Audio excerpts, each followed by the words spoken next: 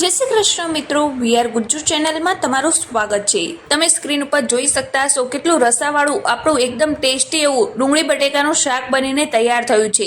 जोता ज मोढामां पाणी आवी जाय एवुं आपणुं आ शाक बनीने तैयार थई गयुं छे।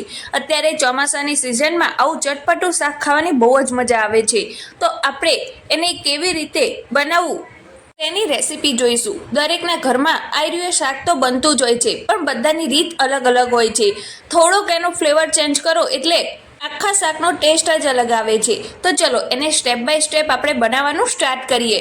તો આપણે આમાં જે રેગ્યુલર આપણા ઘરમાં મસાલા હોય છે રૂટીન, એમાંથી જ આ શાક બનાવીને તૈયાર કરીશું। તો આ શાક બનાવવા માટે આ રીતના આપણે 3 મીડિયમ સાઇઝની ડુંગળી લઈ લીધેલી છે, 2 મીડિયમ સાઇઝના બટેકા લીધેલા છે, આ રીતનું એક મરચું લઈ લીધેલું છે। આનો ટેસ્ટ શાકમાં બહુ જ સરસ આવે છે।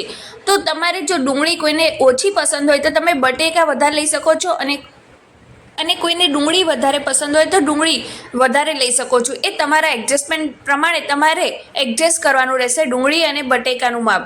તો હવે અત્યારે હું 4 જણ માટે બનાવી રહી છું, અને અત્યારે મેં ડુંગળી થોડીક વધારે લીધેલી છે। તો 3 મીડિયમ સાઇઝની ડુંગળી આપણે સુધારી લીધી છે, 2 બટેકા પણ જે લીધા હતા એ સુધારી લીધેલા છે, અને મરચાંને પણ સુધારી લીધા છે। હવે આપણે એક જાડા તળિયાળું વાસણ આપણે ગરમ કરવા મૂકી દીધેલું છે, અને એમાં 3 મોટી ચમચી જેટલું તેલ લીધેલું છે। અને અત્યારે આપણે ગેસની ફ્લેમ એકદમ મીડિયમ રાખીશું, અને તેલ ગરમ થાય એટલે એમાં રાઈના દાણા ઉમેરી દઈશું, અને રાઈ આપણી સરસ રીતે સતળાઈ જાય ત્યારબાદ એમાં અડધી ચમચી જેટલું જીરું ઉમેરીશું। ત્યારબાદ ચપટીક હિંગ અને ફ્રેશ લીમડાના પાન ઉમેરીશું, અને ત્યારબાદ આપણે જે મરચાં સુધારીને રાખ્યા તે આમાં ઉમેરી દઈશું। મરચાં ઉમેરી દીધા બાદ આપણે ચપટીક હળદર ઉમેરીશું આમાં। આ રીતના ઉમેરી દીધા પછી આપણે જે ડુંગળી સુધારીને રાખી છે તે આમાં સૌથી પહેલા ઉમેરીશું, અને બધી વસ્તુને સારી રીતે મિક્સ કરી લઈશું ઉપરથી નીચે કરીને, અને ત્યારબાદ આપણે આમાં બટેકા ઉમેરી દઈશું। આ રીતના કરતા જઈને સ્ટેપ બાય સ્ટેપ તમારે શાક ઉમેરવાનું છે। હવે આપણે એ બધી વસ્તુને સારી રીતે મિક્સ કરી લઈશું, અને તમને હળદર ઓછી લાગે તો તમે થોડીક બીજી વધારે ઉમેરી શકો છો કલર માટે। સાથે જ હવે આપણે અડધી ચમચી જેટલું લાલ મરચું પાવડર ઉમેરીશું। જેટલું તમે તીખું ખાતા હોય એ પ્રમાણે તમારે ઉમેરવાનું રહેશે। હવે આપણે સ્વાદ અનુસાર મીઠું પણ ઉમેરી દઈશું। મીઠું અને મરચું તમારા સ્વાદ અનુસાર તમારે એડજસ્ટ કરવાનું રહેશે।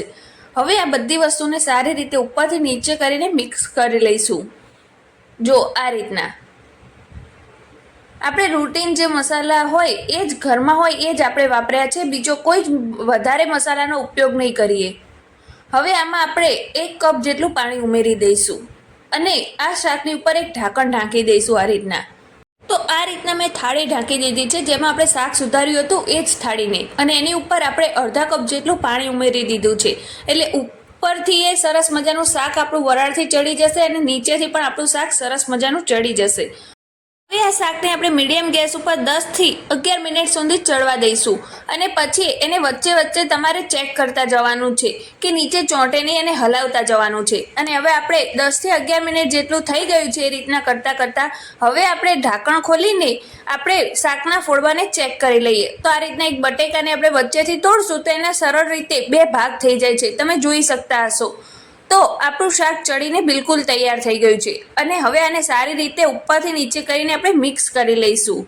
તો જો આ રીતના આપણા શાકને સરસ મજાનો રસો છૂટો પડી ગયો છે। હવે આપણે આ શાકમાં ઉપર જરા પણ થોડુંક પાણી લાગતું હોય તો તમારે થાળી ઉપર ઢાંકવાની નથી, અને 2 મિનિટ સુધી એને ખુલ્લું જ ચડવા દેવાનું છે મીડિયમ ગેસ ઉપર, એટલે જે પણ ઉપર પાણીનો ભાગ હશે એ વરાળ રૂપી દૂર થઈ જશે। તો હવે જો તમે 2 મિનિટ પછી તમે આ શાકને જોઈ શકતા હશો તો જો તેલનો રસો છૂટો પડી ગયો છે, અને જે પાણીનો ભાગ છે એ બળી ગયો છે, એટલે આપણે ગેસની ફ્લેમને બંધ કરી દઈશું। તો આપણું આ શાક સર્વ કરવા માટે બિલકુલ તૈયાર છે, એકદમ રસાવાળું તૈયાર થયું છે, અને તેલનો પણ રસો બહુ જ સરસ છૂટો પડ્યો છે। તો તમને આ શાકની રેસીપી પસંદ આવી હોય તો એને એક લાઈક જરૂર કરી દેજો, અને વીઆર ગુજ્જુ ચેનલ ઉપર તમે નવા આવ્યા હોય એને સબસ્ક્રાઈબ ના કરી હોય તો એને સબસ્ક્રાઈબ જરૂર કરી દેજો। તો આપણે પછી 5 મિનિટ સુધી આ શાકને રૂમ ટેમ્પરેચર ઉપર ઠંડુ થવા દીધું હતું, અને પછી જ આપણે એને બાઉલમાં સર્વ કર્યું છે। તમે પણ આ રીતે એને થોડુંક ઠંડુ થઈને સર્વ કરશો તો એમાં જે મસાલો છે એ એક રસ થઈ જશે અને શાકનો ટેસ્ટ 4 ગણો વધી જશે.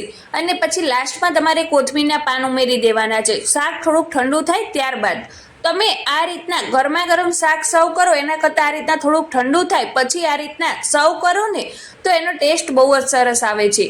તો હવે જો આપણે શાકને એક ડીશમાં લઈ લીધેલું છે, સાથે જ એની સાથે ગરબા ગરમ પરોઠાને સર્વ કર્યું છે અને સાથે જ આપણે લીલું મરચું સર્વ કર્યું છે.